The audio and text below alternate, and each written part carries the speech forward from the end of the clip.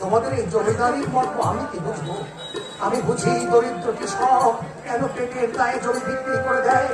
আমি বুঝি মানুষ কেন খিদের জ্বালায় আত্মহত্যা করে। আমি বুঝি হাজার হাজার নিরন্ন চাষি কেন অন্ধকারে মুখ লুকিয়ে কাঁদে। তাই শ্বাসের অন্তত চাবুকটা ওদের পিঠে মাথায়। আমার বিবেকে হাতে হলো কাজ, আমার বিবেকে মাথে।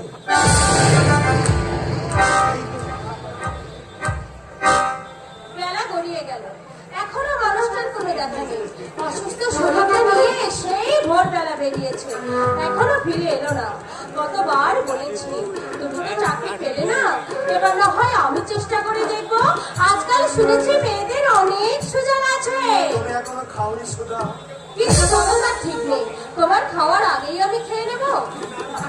ওকে কোনো দোষ নেই, অযথাই তুমি দেরি করলে সুধা।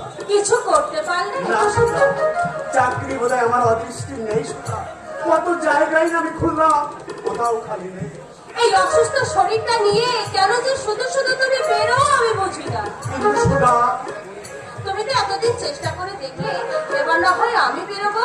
আজকাল শুনেছি না সুধা না, আমি যতদিন বেঁচে আছি আমি তোমাকে কোনো কাজে নামতে দেবো না।